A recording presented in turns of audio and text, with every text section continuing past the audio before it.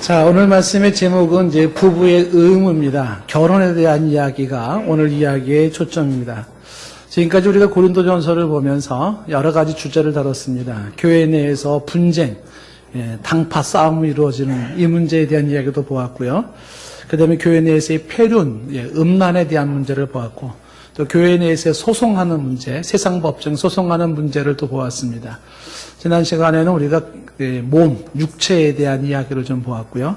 오늘 이야기는 이제 그 음란과 관련된 것으로 결혼 이야기입니다. 그 결혼에 대한 이야기가 오늘 이야기인데, 특히 이 음행한 문제와 관련하여 오늘 이제 결혼에 대한 이야기를 하는 이유가 있습니다. 왜 그럴까요? 왜 이 음란한 세상의 결혼 문제를 이야기를 하는지 오늘 우리가 좀 봐야 할 문제입니다. 사람은 음란해지기 쉬운 동물이에요. 왜 그러냐 하면 건강한 사람은 누구나가 예외가 아닙니다. 세 가지 이유를 든다 그러면 첫 번째는 모든 인간은 타락한 본성이 있기 때문에 그렇습니다. 그래서 건강한 사람이라면, 정상적인 사람이라면 그 타락한 본성에서 음란해질 수 있는 가능성이 누구에게나 있다는 거. 두 번째 음란할 수 있는 이유는 우리가 살고 있는 세상이 음란한 세상이기 때문에 그 영향을 받습니다. 세상의 모든 그러한 흐름이, 문화가 그렇습니다. 성해방을 강조하는 세상의 문화고요. 성으로부터 자유를 강조하는 게 세상 문화인데 그 영향을 받아요. TV에서, 드라마에서 여러 가지로. 그러면서 음란해질 수가 있습니다. 또 하나 이유 중에 하나는 결혼 생활의 실패입니다. 정상적인 건강한 결혼 생활을 하지 못함으로 인해서 만들어지는 그 파급적인 요인이 음란으로, 성적 타락으로 나타난다는 사실입니다. 자, 세상의 삶에서 부부 문제라는 것이 꼭 성적인 문제만 있는 것은 아니죠. 여러 가지가 있을 수 있을 거예요. 성격적인 문제, 경제적인 문제, 가치관의 문제, 의식의 차이, 시댁 문제, 등등 여러 가지들로 부부 사이가 어려워질 수가 있습니다만은, 그런데 이제 이 중에 하나가 성 문제이기도 하고요. 그 다음에 이제 또 다른 정신분석학자들의 이론을 든다 그러면 이 성 문제가 이 모든 것에 또 다 영향을 미치고 있다는 것입니다. 대표적으로 그 지그문드 프로이드 같은 사람의 이론은 한쪽에선 동의하고 한쪽에 동의하지 않지만 그분의 이론은 세상의 문제가 성 문제에서부터 비롯된다는 것이 근본적인 핵심인 것을 보게 됩니다. 다시 말하면 인간이 가지고 있는 정신세계를 다스리고 있는 게 무의식의 세계인데 그 무의식 세계의 핵심 원리가 성의식이에요. 그래서 어릴 때부터 성적으로 어떤 대우를 받았느냐가 커서도 그게 모든 일상에 다 미친다라고 하는 이야기입니다. 동의를 하든 동의를 하지 않든지 간에 어쨌든 이 성 문제는 우리에겐 중요한 문제라고 하는 것입니다. 왜냐하면 이 성 문제는 개인의 문제가 아니에요. 나의 문제만이 아니라 이것은 사회적인 문제가 되고 있고 또 사회적인 아주 심각성을 요구하고 있기 때문에 이 성 문제에 대해서는 우리가 짚고 넘어갈 필요가 있습니다. 일찍이 기독교는 이 성 얘기를 하는 것은 경건치 못하다고 얘기를 해가지고서 그것을 이제 문제화 시켰죠. 터부시해가지고 이 성 문제는 저 음흉한 어떤 어둠 속에서 뒤에서나 이해하게 하는 문제로 다루어지면서 거기서 형성되어 있는 성의 개념이 오늘날 지배하는 성 문제에 대단히 문제가 많이 있어 성경적이지 못하고 그다음에 기독교적이지 못한 성 개념이 잡히게 되는 것입니다. 오늘 고린도전서 7장에서 결혼에서 특히 이것이 성타락과 음란과 관련된 이 결혼의 문제를 다루고 있다는 것은 주목해 볼 만한 그럴만한 가치와 또 의미가 있습니다. 자, 어떤 식으로 얘기를 하고 있는지 오늘 음란, 음행의 문제, 성적인 문제로 고민하는 사람이 있다 그러면 오늘 말씀을 통해서 한번 성경적 가치관으로 정립을 해볼 필요가 있는데요. 이게 약간 좀 아주 사실적이고 구체적이고 적나라해서 일부에서는 이런 얘기가 좀 불편할지도 모르고요. 듣기가 거북할지도 모르겠습니다만은 그러나 지극히 우리의 현실적인 이야기들이기 때문에 그냥 쉬쉬하고 넘어갈 수 있는 문제는 아니니까 성경이 이야기하는 대로 우리가 한번 좀 들여다봤으면 좋겠습니다. 7장 1절 오늘 말씀해 보시면 여기 내가 쓴 문제에 대하여 말하면 남자가 여자를 가까이 아니함이 좋다라는 얘기를 합니다. 너희가 쓴 문제가 있어. 너희가 쓴 문제. 도대체 그게 뭐길래 대답을 하기를 남자가 여자를 가까이 하냐면 좋다는 대답을 했을까요? 다시 말하면 지금 이 고린도전서가 쓰여지기 전에 고린도 교회 사람들이 사도 바울에게 먼저 쓴 문제 제기가 있었다는 것이죠. 집중하고 그 고린도 교회 사람들이 바울에게 이 교회 설립자인 바울에게 쓴 문제 제기는 결혼 문제일 수 있다는 거죠. 결혼하는 게 좋나요? 안 하는 게 좋나요? 그러니까 결혼과 독신에 관련된 문제일 수도 있고 아니면 모든 인간이 공통적으로 가지고 있는 이 성적인 문제, 이 성적 본능에 대한 문제를 질문을 했을 것으로 보는 겁니다. 결혼에 대한 성 문제에 관한 질문을 했을 때의 대답이 뭐냐면 남자가 여자를 가까이 하냐는 게 좋다라는 것이 첫 번째 이야기입니다. 자, 이 남자가 여자를 가까이 하지 않는다라는 게 뭘 말하는 걸까요? 남자와 여자는 남녀가 유별해서 평생 동안 일정한 거리를 두고 계속 살아야 된다는 그런 얘기일까요?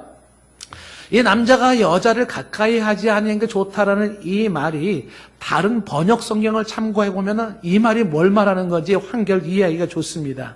예를 들면 공동 번역에 이 말은 뭐라고 번역되어 있냐면 남자는 여자와 관계를 맺지 않는 것이 좋습니다. 이렇게 번역되어 있습니다. 그러니까 남자가 여자랑 관계를 맺지 않는 것이라고 설명을 했어요. 가까이 한다는 것을.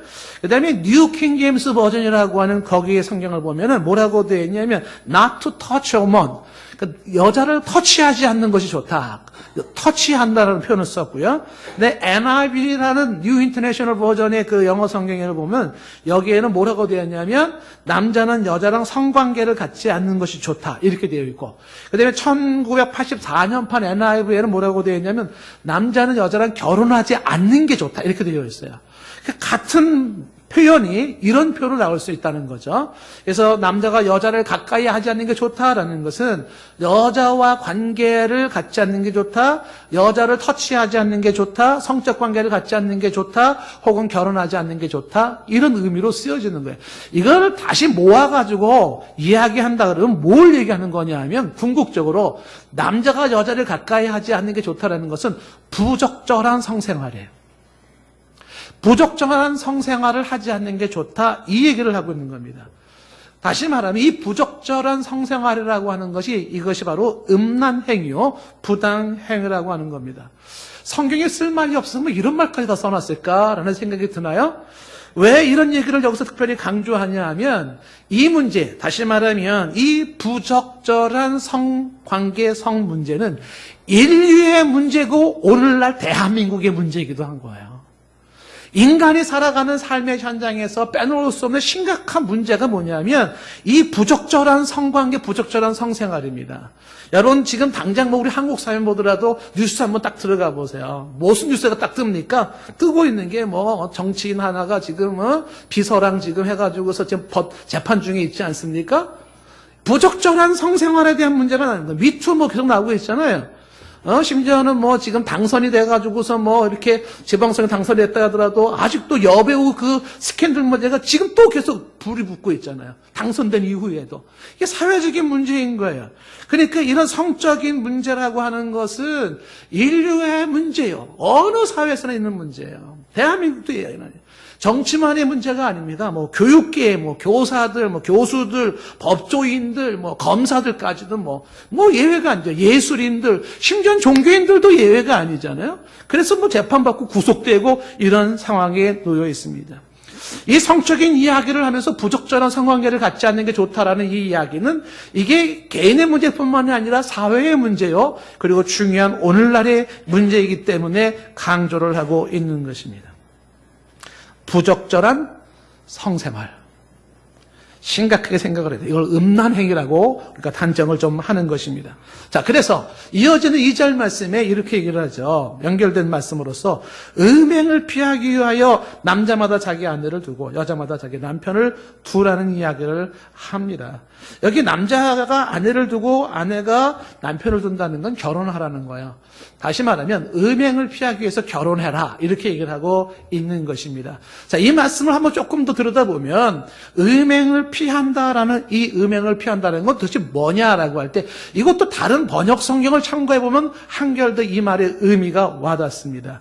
공동 번역 성경에는 이 음행을 피하기 위하여라는 걸 뭐라고 되어 있냐면 음행이 성행하고 있으니 결혼해라. 우리가 살고 있는 세대는 음행의 세대이니 결혼해라. 이런 뜻이고요. 그 다음에 이제 표준 세번역 성경을 보면 이거는 음행에 빠질 유혹에 있으니 결혼하라예요. 모든 인간은 음행에 빠질 가능성이 있으니 결혼해라. 이런 뜻입니다. 음행을 피하기 위해서라는 말이.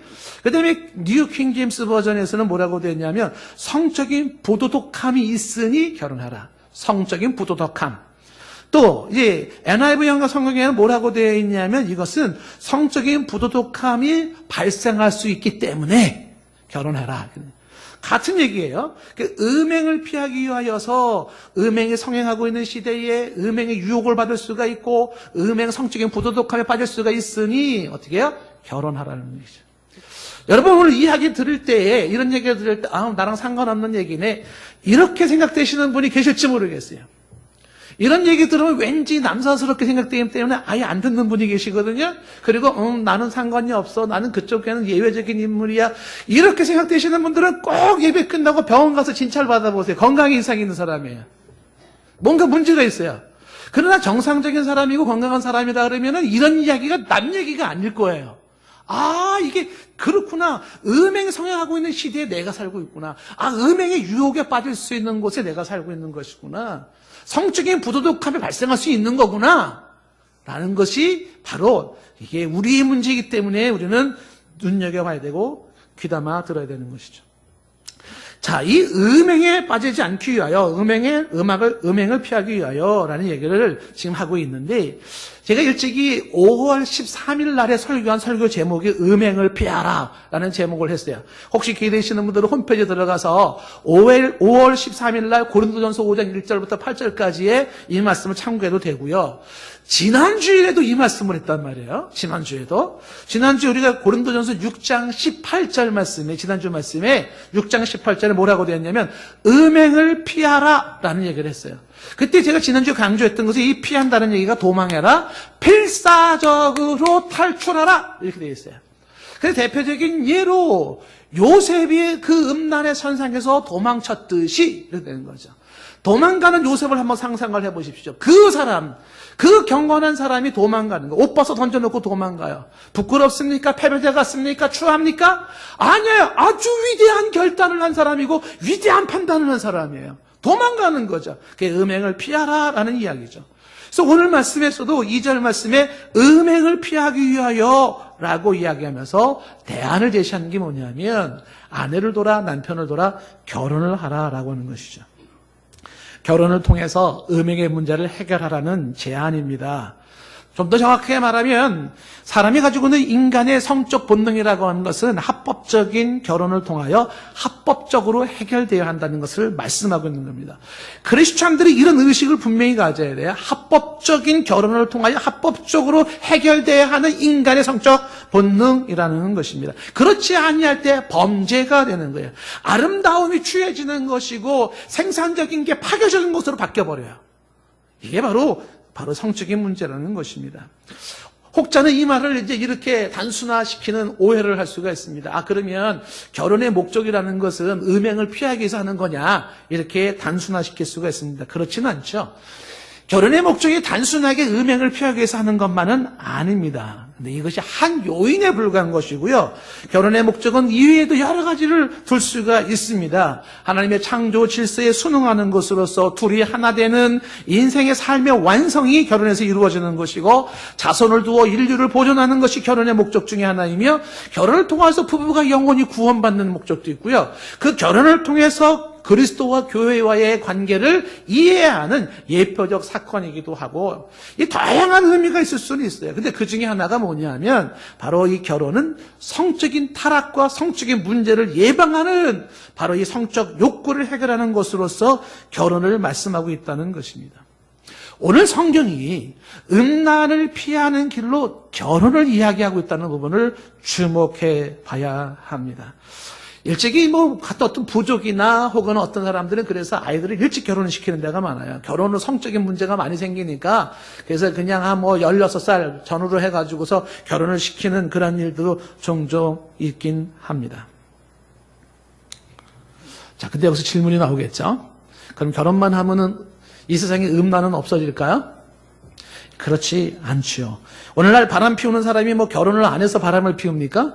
아니요. 결혼을 했는데도 음란하고 결혼을 했는데도 바람을 피우죠. 그렇다면 여기서 지금 얘기하는 7장 2절 말씀에서 아내를 두고 남편을 두라니 결혼하는 이야기는 뭘 얘기하는 거냐면 건강한 부부 생활이에요. 건강한 부부 생활.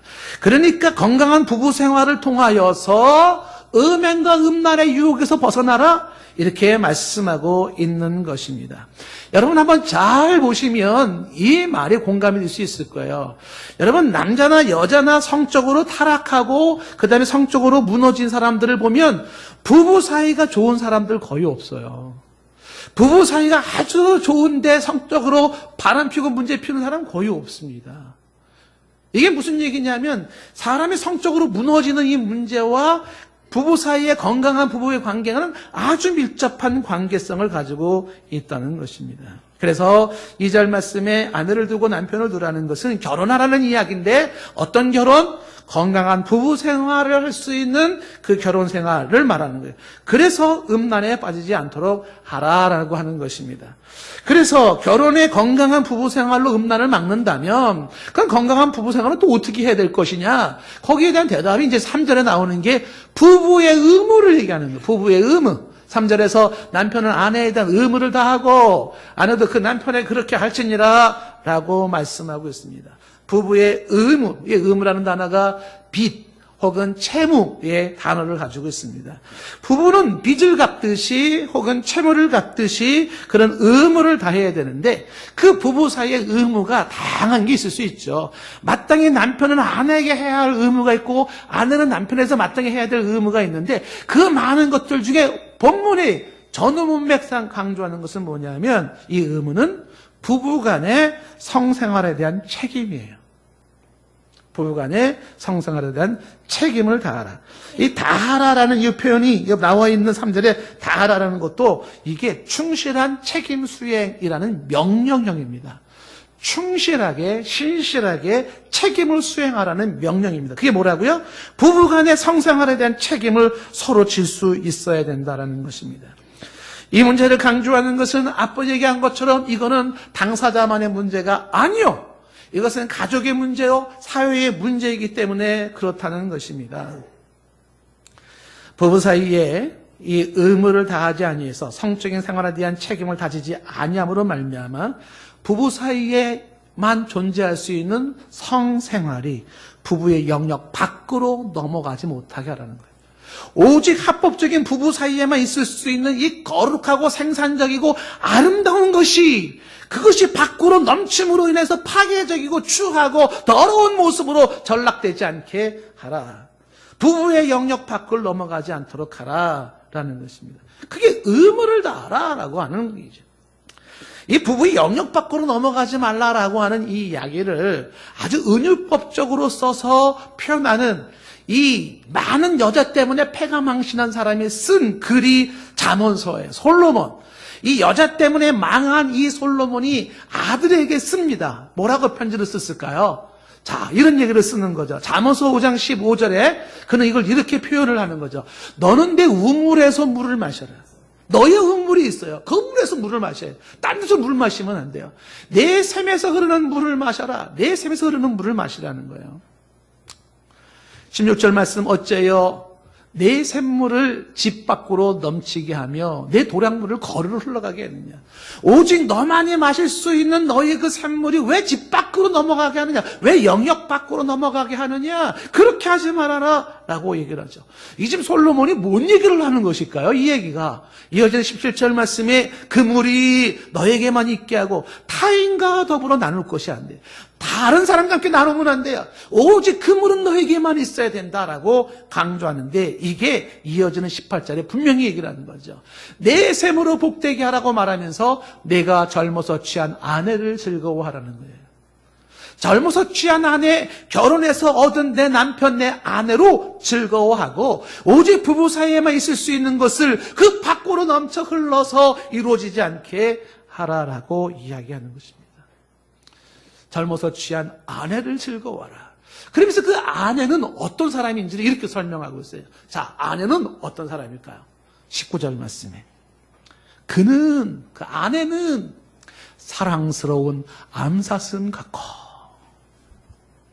어떤 분은 이 말씀 보면서 사랑스러운 암사슴이라고, 혹시 사나운 암사자 아니에요? 뭐 이렇게 오시는 분. 우리 남자분들은 고백하셔야 돼. 아내를 딱 볼 때마다 사랑스러운 남사스며 이렇게 고백을 하셔야 돼. 혹시 말이 잘못 나고 이 사나운 남사자요 이렇게 얘기를 하면 곤란하고요. 사랑스러운 남사슴 같고 아름다운 암노루 같은 게 아내라는 거야. 너는 그의 품을 항상 족하게 여기고, 이 품이라는 게 가슴이거든요. 너는 그의 가슴을 항상 족하게 여기며 그의 사랑을 항상 연모하라. 이게 여자 때문에 망한 아버지가 지금 아들에게 주는 이야기. 너의 샘을 넘치게 하지 말아라 라고 얘기를 하고 있는 거죠. 20절 말씀에 얘기하잖아. 내 아들아, 어찌하여 음녀를 연모하겠으며 어찌하여 이방 계집의 가슴을 안겠느냐. 왜 음료를 전무하느냐? 왜 이방 계집의 가슴을 안느냐? 라고 이야기를 해서 지금 말씀드린 것처럼 부부가 역할을 다하고 의무를 다함으로 말미암아 어떻게 해요? 부부간에 있을 수 있는 그 성적인 그런 성욕이 바로 부 영역을 벗어나지 않도록 바로 서로의 의무를 다하라는 것입니다. 제 시간이 없지만 그러나 아주 이거는 이제 꼭 한번 성경을 읽고 들어가야 될 것이 있어요. 그냥 슉 지나가기에는 이게 아주 중요한 문제이기 때문에 지금 여기 음녀라는 표현을 쓰잖아요. 솔로몬이 이야기할 때 우리가 음녀 표현을 많이 씁니다. 예. 그 음녀를 이야기하는데 자, 이 음녀가 어떤 여자인지를 제가 얘기를 좀 하려고 합니다. 죄송하지만요. 여자라고 다 똑같은 여자가 아니에요. 여자 중에는 음녀가 있습니다. 우리 여기 지금 남자분들 그리고 젊은 우리 결혼 안 한 총각들도 잘 명심하셔야 돼요. 누가 있다? 음녀가 있다. 자, 이 음녀가 어떤 사람인지 보세요. 7장 4절, 잠언서 7장 4절부터 보시면 이렇게 되어 있습니다. 지혜에게 너는 내 누이라고 명철에게 너는 내 친족이라. 그러니까 다시 말하면 지혜가 있어야 되고 명철이 있어야 된다는 걸 강조해요. 왜냐하면 이 지혜와 명철이 없으면 음녀에게 넘어가요. 그러니까 지혜로운 자와 명철 있는 자는 음녀에게 안 넘어가기 때문에 지혜를 누이로 명철을 친족으로 보라라고 얘기를 하는 거예요. 5절 말씀에 그리하면 이것이 너를 지켜 이 지혜와 명철이 너를 지켜서 음녀에게 말로 고리는 이방 여자 여인에게 빠지지 않게 하리라. 똑똑한 사람은 어떻게 된다? 음녀에게 빠지지 않는다. 누가 빠진다? 미련한 곰탱이가 빠진다. 이런 얘기예요. 6절 말씀에 내가 내 집 들창으로 이렇게 내다보는데 살창으로 내다보니까 실제로 어리석은 자 중에 젊은이 가운데 한 지혜 없는 자가 보였어요. 아, 창밖으로 이렇게 봤는데 한 남자가 보였는데 이 남자가 어떤 남자냐면 어리석은 자예요. 지혜 없는 자예요. 명철이 없고 지혜가 없어요. 미련한 곰탱이 같은 남자가 하나가 있어요. 이 미련한 곰탱이 같은 남자를 노리는 게 음녀예요, 음녀.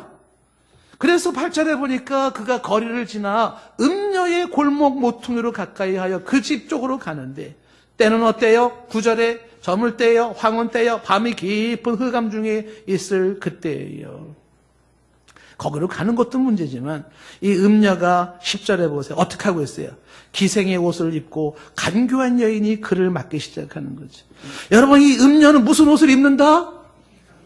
기생의 옷을 입는데 기생의 옷이 어떤 걸까요? 아마 10중 8구 짧은 치마에 속이 다 들여다 보이는 옷을 입었을 것 같아요. 그리고 이 여인은 어떤 여인이에요? 간교하게 짝이 없는 여자예요. 모든 여자가 다 똑같다, 똑같지 않다?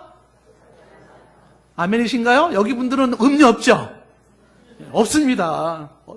근데 음녀는 뭐냐면 기생의 옷을 입고 간교한 여인인데 11절 보세요. 이 여인은 떠들며 완악하며 그의 발이 집에 머물지 않아요. 12절에 어떤 때는 거리에, 어떤 때는 광장에, 또 어떤 때는 모퉁이에 서서 사람을 기다리는 자예요. 13절에 이 여인이 그를 붙잡고, 그가 누굽니까? 미련한 곰탱이. 이 한 지혜 없는 자를 붙잡고 만나자마자 붙잡지만 뭐예요? 키스를 하면서 입을 맞추면서 부끄럼도 모르는 저 얼굴로 말을 하기 시작을 하는 거예요. 7장 14절에 음녀의 말은 이렇게 시작되죠. 내가 화목제로 들어 서원한 것을 오늘 갚았노라. 이 종교적인 의무를 다했다는 것이죠. 15절 이름으로 내가 너를 맞으려고 나와 내 얼굴을 찾다가 너를 만났도다. 여러분 이 말씀이 이런 거 아니겠습니까? 생각을 해보십시오. 어두컴컴한 그런 골목길에 큰 여자가 이상한 야릇한 옷을 쫙 입고 그리고서 이 미련한 곰탱이 남자가 딱 하니까 가자마자 딱 붙잡고 입을 맞추면서 말을 하는 거예요. 그러면서 뭐라고 말을 하냐면 내가 너를 맞으려고 나와서 네 얼굴을 찾았는데 너를 만났다는 거예요. 오빠 기다렸어. 그리고 달라붙는 거예요. 왜 음녀가 그렇게 하는 거예요? 그러면서 이 여인이 뭐라고 얘기하나 보십시오. 성경에는 아주 자세하게 써놨어요. 7장 16절 말씀에 내 침상에는 요와 애굽의 무늬가 있는 이불을 펴놨다는 거예요. 아주 고급스러운 이불이 펴져 있고요. 17절에는 몰약과 침향과 계피, 향수를 다 뿌려놨다는 거예요. 그러면서 말하기를 18절에 오라 우리가 아침까지 흡족하게 서로 사랑하며 사랑함으로 희락하자. 우리 함께 사랑해. 그리고 함께 즐겨. 라고 이야기를 하더라는 것이에요. 그러면서 이 여자가 19절에 이런 얘기를 더 해요. 남편은 집을 떠나 먼 길을 갔다는 거예요. 이 여자는 지금 결혼한 여자예요? 결혼 안 한 여자예요? 결혼한 여자예요. 근데 남편은 멀리 떠났는데 20절에 보니까 이 남편은 은주머니를 가져갔기 때문에 보름날에나 집에 들어온다는 거예요. 남편의 집을 떠날 때 돈을 많이 가졌기 때문에 늦게 들어오니까 남편 걱정 안 해도 된다는 거예요. 그러니 지금 어떻게 해요? 여기 와서 나랑 같이 밤새도록 지금 사랑하며 희락을 즐기자라고 얘기를 하면서 21절에 여러 가지 고운 말로 유혹하며 입술에 후리는 말로 꿰는 거예요. 이 여인이 이런 식으로 꿰기 시작할 때 지혜롭지 못한 자들은 어떻게 해요? 넘어간다는 거예요. 이 솔로몬이, 여자 때문에 망한 솔로몬이 이 얘기를 하면서 이 얘기의 결론으로 이야기해 주는 게 이게 22절이에요. 결론에서 얘기하는 게 뭐냐 하면 22절에 젊은이가 밀어난 곰탱이 젊은이죠? 이거 곧 그 여자를 따라가는 것이 뭐예요? 소가 도수장으로 갖는 것 같고 해. 미련한 자가 벌을 받으려고 쇠사슬에 매너로 가는 것과 같다는 거예요.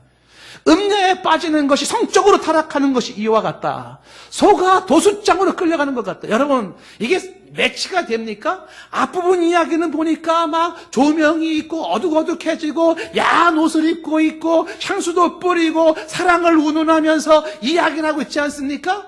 그런데 이것이 아름답게 보인다는 이것이 뭐냐 하면 소가 도수장으로 끌려가는 것과 같다는 거예요. 여러분 지금은 그걸 못 보지만 우리 어린 시절 때도 보면은 도수장에 소가 끌려가요. 그러면 이 소가요 눈물을 흘립니다. 알아요. 그리고 이 소를요 묶어놓고 지금은 뭐 이 소 잡는 방법이 뭐 전기 충전으로 이렇게 하지만 옛날에 제가 보니까는 소를 붙잡아 놓고서 이만한 망치로 등치가 이런 사람이 말이죠. 그 해먹어가지고 소의 머리를 빡 7번 때려도 소가 안 죽어요. 머리가 깨지면서 피를 흘리는데도 안 죽어요. 소리를 맨날 소리를 지르는데 그냥 피 튀기는 그 머리를 때리는 거예요. 제가 좀 표현이 잔인하지만 이게 뭐예요? 젊은이가 음녀를 따라가는 게 그거 같다는 거예요. 소가 도수장으로 끌려가는 것 같다는 거예요. 벌을 받으려고 죽으려고 쇠사슬에 물려가는 것 같다. 성적인 타락이 이런 거라는 거예요. 계속해서 보세요. 솔로몬이 이야기하기를 이렇게 말합니다. 23절에 필경은 화살이 그 간을 뚫게 되리라. 간을 뚫고의 화살이 새가 빨리 그물을 들어가되 그의 생명을 잃어버릴 줄 알지 못함을과 같으니라. 24절 이제 아들아 내 말을 듣고 내 입의 말에 주의하라. 25절에 내 마음이 음녀의 길로 치우치지 말며 그 길에 미혹되지 말자다. 이게 포인트예요. 음녀라는 여자가 있는데 이런 여자에게 치우치지 않고 이게 빠지지 않도록 하라라고 말을 하면서 26절에 말하잖아요. 대저 그가 많은 사람을 상하여 엎드러지게 했어요. 이런 음녀 때문에 수많은 사람들이 패가 망신하고 자신의 포지션을 잃어버리고 가족의 고통을 안기고 집안이 파산되어지고 몸에 에이즈 질병을 안게 되고 그리고 뭔가 망가져 버리면서 26절에 말하기를 그가 죽은 자야 그에게 죽은 자가 허다하다는 거예요. 26절 말씀이 지금 그가 그의 죽은 자가 허다하다라고 말해요. 27절에 그의 집은 스올의 길이라 사망의 방으로 내려가는 지옥의 길로 내려가는 것 같다는 거지. 무슨 얘기를 하고 있는 것입니까?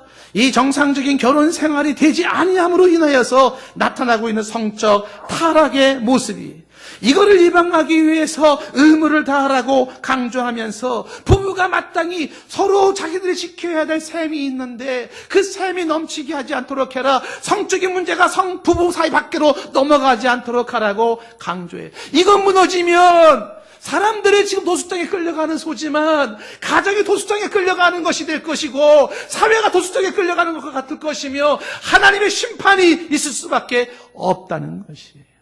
그런데 우리의 사회가 지금 우리가 살고 있는 현실이 이 성적인 타락이 무너진 상태에 있다는 사실이에요.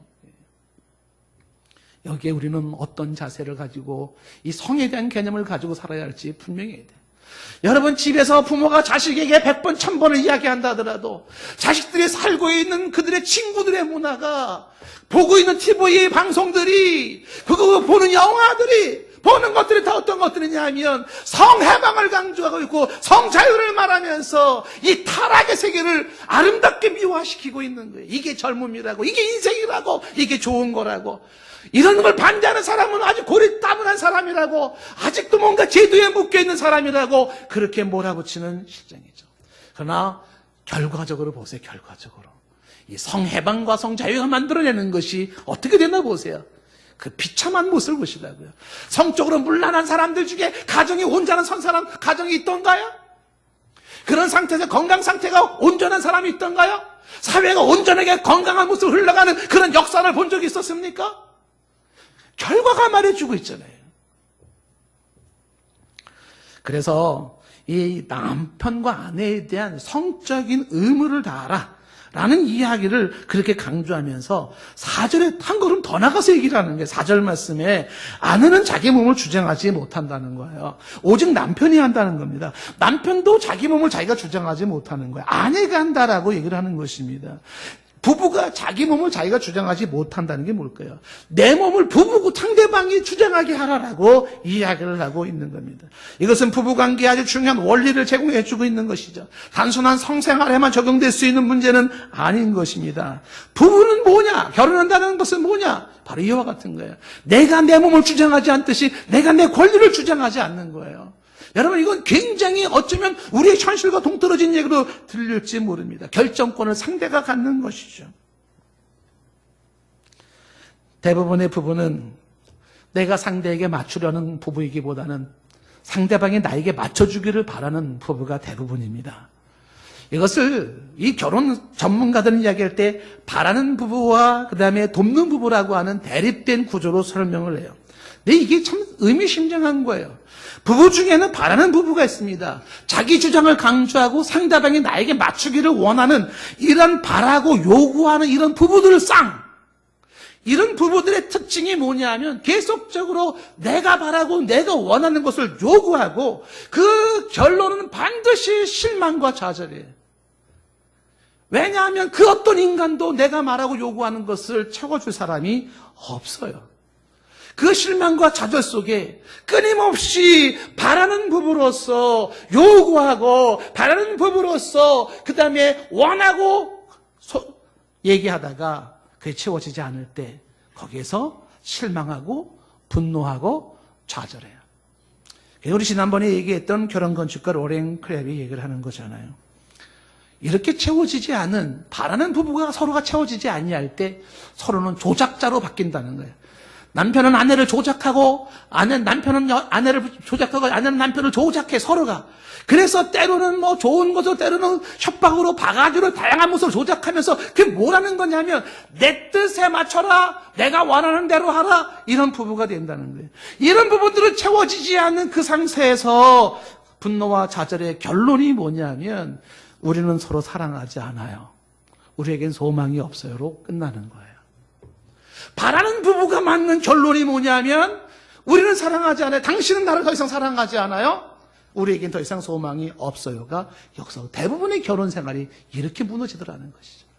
그런데 하나님께서 결혼을 만들었을 때의 모습은요, 돕는 배필로 배우자를 만드는 거예요. 돕는 배필로서의 배우자를 만든다는 것은 그것은 단지 여자가 남편을 도와야 된다는 개념이 아니에요. 남자나 여자나 부부라고 하는 것은 서로가 돕는 배필로서의 부부를 말하고 있는 것입니다. 제가 이 부부에 대한 책들을 여러 가지 책을 보면서 견해들이 약간씩 차이들이 있는데 결혼에 관한 부부에 관한 책들을 쭉 볼 때 공통적으로 제가 지금까지 본 여러 책들 중에 공통된 게 있어요. 그 공통된 핵심이 뭐냐면요, 부부의 건강한 부부 생활의 핵심은요, 섬김이에요. 이거는 불변해요. 불변하는 진리입니다. 부부가 서로를 향해 섬기려고 하는 이 자세가 있느냐 없느냐, 상대방을 세우고 상대방을 섬기는 자세가 있느냐 없느냐. 비록 한쪽에 섬기면서 나만 손해보는 것 같은 마음이 든다 할지라도 그 섬기려는 자세에 부부가 산다는 것이 모든 결혼 전문가들의 상담가들의 결론인 거죠. 돕는 부부예요, 돕는 부부. 이 얘기를 오늘 4절에서 뭐라고 말하냐면 아내는 자기 몸을 자기가 주장하지 못하고 남편이 한다는 거예요. 남편은 자기 몸을 자기가 주장하지 못하고 아내가 한다고 말씀하고 있는 것이죠. 그렇게 함으로써 상대방에게 주권을 넘겨줌으로써 어떻게 해요? 부부로서의 성적인 의무를 다하여서 이 성적인 문제만큼이라도 이 부부 사이를 넘어가지 않도록, 울타리를 넘어가지 않도록 해라 라고 이야기하는 것입니다. 오늘 이 이야기는요, 조금 더 심하게 이제 적나라하게 나가는 게 5절 말씀입니다. 이 5절 말씀에서는 이 얘기를 해요. 서로 분방하지 말라라는 얘기를 하잖아요. 이 분방하지 말라는 게 뭘까요? 방을 따로 쓰지 말아라 그런 얘기일까요? 단순한 그런 얘기가 아닙니다. 아마 여기 계신 분들은 이제 결혼 생활을 오래 하신 분들은 아이고 그냥 부부가 서로 딴방 쓰니까 얼마나 속 편하고 좋은데 이런 분이 계실지 모르겠어요. 여기 분방하지 말라는 딴방을 쓰지 말아라. 단순히 이제 그런 말은 아니고요. 분방하지 말라는 게 뭐냐면 공동 번역을 이렇게 번역했습니다. 서로 상대방의 요구를 거절하지 마십시오예요. 이 말이 맞는 거예요. 분방하지 말라라고 하는 이 말은 상대방이 요구할 때 거절하지 말아라라는 것이죠. 여러분 이 말이 어떻게 들려집니까? 상대방이 요구할 때 거절하지 말아라. 이 몸이 내 몸이 내 몸이 아니야. 그 사람 몸일 거야. 그 사람이 요구할 때 거절하지 말라는 거지. 교회에서 은혜를 많이 받고 기도를 많이 한 집사님이 집에를 가면은 남편이 이렇게 자꾸 접근하고 그러면은 이제 성적으로 요구하면은 이 부인은 이 추잡한 것만 추구하는 남편 같으니라고 속된 것만 추구해가지고 내 이 깨끗한 영성을 방해한다고 남편을 거부하는 그런 여자들이 있어요. 이게 은혜 받은 징표고 이게 정의에 충만한 징표는 아니죠.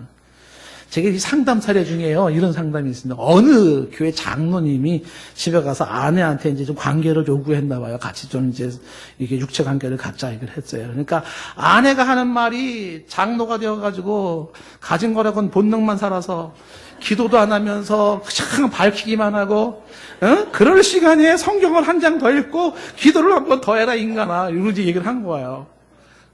그러니까 이 장로님이 워낙 믿음이 좋으신 장로님이니까 그냥 그 압박과 서름을 견디고 그래도 꿋꿋하게 살아가는데 일반 사람이 이런 식으로 나오게 되면은 여기서 탈선이 생기는 거예요. 탈선이. 이 시간 예배드린 여러분들 결혼하신 분들은 특별히 기억하셔야 되는 게 뭐냐면 부부 사이의 거절은요 생각보다 심각한 상처를 남겨요. 본인은 몰라요. 거절당한 사람에게 받는 상처가 엄청 큽니다. 이게 특히 부부 사이에서 나타나는 현상인 것이죠.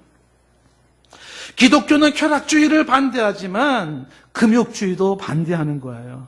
사람에게 식욕이 있고 수면력이 있듯이 성욕이 있는 것은 아주 자연스러운 것이고 건강의 징표인 것입니다. 여러분 식욕이 없다면 그 몸에 이상이 있는 것이기 때문에 치료를 받아야 할 것이 그렇다고 식욕이 생긴다고 아무거나 먹었다가는 독약을 먹고 죽을 수도 있고요. 남의 걸 훔쳐 먹었다가는 교도소를 갈 수밖에 없는 것처럼 성욕도 마찬가지죠. 그것이 있다는 건 건강의 징표이긴 하지만 그렇다고 해서 아무나 아무 때나 아무 모습으로 행할 수 있는 것은 아니라고 하는 것입니다. 먹고 싶어도 먹을 걸 먹어야 되고 절차를 따라 먹어야 하는 것처럼 성욕이 합법적인 결혼 생활에서 이루어져야 한다는 것입니다. 수면욕도 마찬가지겠죠. 잠잘 수 있다는 건 건강의 징표예요. 잠 못 이루는 사람들, 불면증에 시달린 사람 보세요. 삐쩍삐쩍 말라고 안 됐습니다. 근데 이 잠도 너무 많이 자면 게을러지는 거예요. 예, 빈국이 도둑같이 오는 거예요. 그래서 적당한 모습으로 그것이 처리가 되어야 되는데 이 성욕이나 식욕이나 수면욕 같은 이런 본능을 자체를 거부할 수 없다는 거예요. 그것을 무시할 수는 없다라고 하는 것입니다. 오늘 이야기할 때 7장 5절에 서로 분방하지 말라 이런 얘기는 서로가 요구할 때 거절하지 말라는 얘기입니다. 어느 정도까지냐면요, 너희가 기도할 틈을 얻기 위하여 합의상 얼마 동안을 하되 다시 합하라는 거예요. 기도할 틈이라는 것은 기도 시간이에요. 여러분 가장 중요한 게 기도 아니겠습니까? 그 기도를 하더라도요, 나 하나님 앞에 기도해야 되겠어라고 하는 그 기도할 때도요, 뭐를 해야 되냐면 합의를 봐야 돼. 합의상. 이 합의라는 게 뭐냐면 부부가 상호간에 동의를 얻어야 돼요. 그만큼 분방이라고 하는 것이 이게 안 좋은 거라는 거예요. 그 서로의 그 요구를 들어주고 해야 되는 상황인데 어느 정도냐면 기도를 할 때도 상대방의 동의를 얻고서 그리고 시간 내에 기도한 이후에 그다음에 어떻게 하면 다시 또 합해야 되는 거예요. 그 요구를 무시할 수가 없다. 그만큼 중요한 문제로 이야기하고 있는 것입니다. 왜 이것을 이렇게 중요하게 강조하는 것일까요? 부부지간에 해결되지 않은 성적인 문제는 이것은 유혹과 범죄로 이어지기 때문에 그렇습니다. 오늘 말씀이 이렇게 말씀하고 있지 않습니까? 5절 말씀 계속 읽어보면은 이는 너희가 절제 못함으로 말미암아 사탄이 너희를 시험하지 못하게 하려 함이라 라고 말합니다. 절제하지 못함으로 말미암아 사탄이 유혹하고 시험을 합니다. 여러분, 사탄이 절제하지 못함으로 인해 시험 들게 만드는데 사람이 절제하기 아주 힘든 것 중에 하나가 뭐냐면 성욕이에요. 성욕. 여러분, 이제 우리가 다음 주에 볼 내용이지만 앞서가서 9절 말씀 보면 7장 9절에 이런 말씀이 나와요. 만일 절제할 수 없거든 결혼해라. 정욕이 불같이 타는 것보다 결혼하는 것이 낫다네요. 정욕이 불같이 타오르는 정욕이에요. 여러분, 이게 지금 아까 솔로몬이 얘기한 얘기랑 연결시켜보면 이런 거예요. 그 여인이 지금 음녀가 골목에 숨어 있지 않습니까? 밤을 기다리고 있지 않습니까? 미련한 남자를 기다리고 있지 않습니까? 그거예요. 어떤 상황에 빠지게 되면 헤어날 수 없는 게 이 성문제예요. 이 정욕이 불과 같아서 타오르기 때문에 이미 상황이 만들어졌다면 그거는 더 이상 견디기가 안 돼요. 그런 상황 속에서는 지성도 통하지 않고 교양도 통하지 않고 영성도 통하지 않고 아무것도 안 통해요. 불같은 정욕에 넘어가는 거예요. 그래서 처음부터 그 골목에 가지 말아야 되고 그 늦은 시간에 가지 말아야 되고 그 환경을 만들지 않는 게 지혜예요. 이게 피하는 길입니다, 여러분. 절제하지 못함으로 인하여 뭐가 된다? 사탄이 시험에 드는 사탄이 절호의 찬스를 얻은 거지요.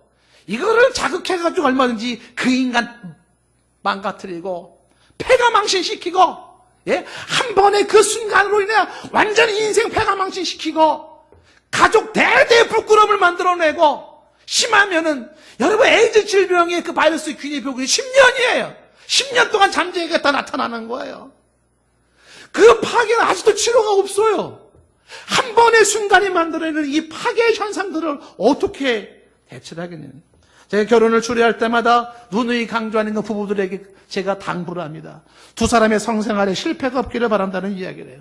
지구상에 나의 성적인 욕구를 충족시켜줄 수 있는 유일한 사람은 결혼한 나의 배우자밖에 없다는 생각을 가져야 돼요. 나의 성적인 욕구를 충족시켜줄 수 있는 사람은 지구상에 내 배우자 외에 그 어떤 대리자도 존재하지 않는다는 생각을 가져야 되는 거예요. 여러분, 이것은 현실을 모르는 소리야, 이게 지금 너무 답답한 소리야, 그렇게 생각하면요, 제가 이렇게 말씀드렸습니다. 그러면 원하는 대로 사세요. 도살장에 끌려가는 소로 사십시오. 그 나중에 값을, 그 돈을 어떻게 치룰 것인지는 알아서 하셔야 될 거라고요. 오늘 성경에 분방하지 말라고 하는 이야기는 서로의 성적 요구를 거절하지 말라는 이야기입니다. 설교를 여기서 끝낼 수도 있습니다만 이게 이렇게 단순하지는 않아요. 왜 그러냐면 사실 더 많은 이야기를 할 것이 많은 것이 이 서로의 성적인 요구를 거절하지 말라고 할 때 심각한 대립이 생기는 게 뭐냐면 여성이 생각하는 성의 개념과 남성이 생각하는 성의 개념이 다르다는 데 있어요. 일반적으로 다릅니다. 일반적으로 남성은 육체적인 관계를 통하여 사랑을 이야기하려고 해요. 이게 남성의 성의 개념이에요. 근데 여성은 반대입니다. 사랑을 통해서 결과로 육체적인 관계가 이루어지기를 원하고 있는 것이죠. 다시 말하면 남자들은 육체 관계가 없는 사랑을 의심해요. 육체 관계를 허용하지 않는 그 여인의 사랑을 의심하는 게 남자예요. 그런 육체 관계로 사랑을 증명하고 말하려고 하는 것입니다. 그런데 여자는 사랑이 없는 육체 관계는 무슨 의미가 있냐요. 사랑이 먼저지. 그 육체 관계는 무슨 기계냐? 이게 업소냐? 이런 말까지 나오는 거예요. 개념이 달라요. 그리고 이 성생활에 대한 개념도 다릅니다. 남자는 성생활 그러면 육체적인 합일만 생각하는 거예요.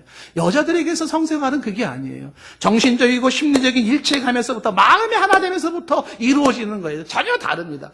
그렇기 때문에 두 사람이 서로가 성적인 걸 요구해요. 여성이 요구하는 성적인 요구와 남성이 요구하는 성적인 요구가 맞지 않아요. 그러면 오늘 말씀에 서로가 요구를 들어주라고 했는데 누가 누구 말을 들어야 할까요? 가위바위보로 정할까요? 어떻게 해야 될까요? 쉽지 않죠. 가장 좋은 방법은 서로가 서로의 요구를 알고 그 부분에 대해서 맞춰 나가는 합일점을 찾아야 돼요. 남편이 생각하는 성과 여성이 생각하는, 아내가 생각하는 성의 개념을 이해하고 그 부분에 대해서 서로가 채워주려는 노력과 함께 맞춰나가는 것이 필요한 것입니다. 이 얘기는 이렇게 여기서 끝날 만큼도 단순하진 않아요. 나이가 들면 또 달라져요. 성의 개념이 또 달라집니다. 특히 남성과 여성의 나이 들어서 개념이 또 달라지기 때문에. 그래서 이런 얘기를 설교 시간에 이렇게 강조하는 이유는 왜 그러냐면, 아까도 얘기했지만요, 지금 이게 우리의 현실이에요. 종로 3가 나가보십시오. 현실이 나타나잖아요. 예? 이게 우리의 보이지 않는 현실 속에서 교회에서는 성 얘기하면은 방종해서 타락했어 이렇게 다 무시하다 보니까 말은 못하고 지극히 현실적인 문제에서 개인이 망가지고 가정이 망가지고 사회가 망가지는 이 어둠의 세력들이 침투해 들어올 때 아무 소리 못하고 속에서는 끙끙 앓고 겉으로만 경건한 척해야 되고 뒤에서는 온갖 더러운 짓을 다 해야 되는 이런 모습이, 이런 이중성이, 이게 신앙생활을 잘하는 게 아닌 것이죠. 오늘 성경은 아주 적나라하게 본질적으로 얘기를 하고 있는 것입니다. 음행을 피하기 위해서 결혼을 하라는 이야기를 하면서 합법적인 결혼을 통해서만이 성적인 욕구가 해결돼야 한다는 걸 강조해요. 좀 더 정확하게 말하면 이제 건강한 부부 생활이 음란을 막을 수 있다고 이야기하고 있는 것입니다. 남편은 아내에 대한 의무를 다해야 할 것이고 아내는 남편에 대한 의무를 다해야 한다고 말해요. 성문란은 부부관계의 실패에서 비롯된다는 한 진단인 것입니다. 성욕의 인간의 본능이 부부의 영역을 넘어 밖으로 나가지 않도록 하라라는 이야기입니다. 남편의 몸은 아내가 주관해야 할 것이고 아내의 몸은 남편이 주관하도록 하라라고 얘기하면서 서로의 성적인 욕구를 거절하지 말라는 이야기를 하고 있습니다. 여기에 맞춰줄 필요가 있다고 하는 사실입니다. 여러분, 오늘 이 이야기를 들으면서 이렇게 듣는 분도 계실지 모르겠어요. 오늘 얘기는 나랑 상관은 없어. 왜냐하면 난 결혼도 안 했으니까. 결혼 안 한 청년들이 혹은 이미 혼자가 되신 분들은 오늘 얘기는 나랑 상관이 없는 얘기인데 이렇게 들리십니까? 그렇지 않아요. 오늘의 보다 궁극적인 포커스는 어디에 있냐면요, 성도의 거룩에 있는 거예요. 성도의 거룩. 이 성도의 거룩을 위하여 이 거룩을 파괴하는 결정적인 요소가 성적인 문제이기 때문에 부부 사이에 결혼을 통해서 하라고 이야기했습니다. 결혼을 했든 혼자가 됐든 간에 이 성적으로 타락하는 부분을 자기가 막을 수 있어야 됩니다. 기억하십시오. 도살장으로 끌려가는 소를 기억하십시오. 이게 성적인 문란, 타락에서 나타나고 있는 것입니다. 저는 여러분에게 오늘 이 말씀으로 설교 말씀을 읽고 싶어요. 데살로니가전서 4장 3절과 5절 말씀에 이런 말씀이 나옵니다. 하나님의 뜻은 이것이 너희가 거룩함이라. 너희의 거룩함이라 곧 음란을 버리고 각각 거룩함과 존귀함으로 자기의 아내 대할 줄을 알고 하나님을 모르는 이방인과 같이 세욕을 따르지 말라고 이야기를 합니다. 저는 여러분을 축복하고 싶습니다. 부디 평생이 부부의 성생활에 실패가 없기를 축원합니다. 주께 두 손 모아 비난이 찬양합니다.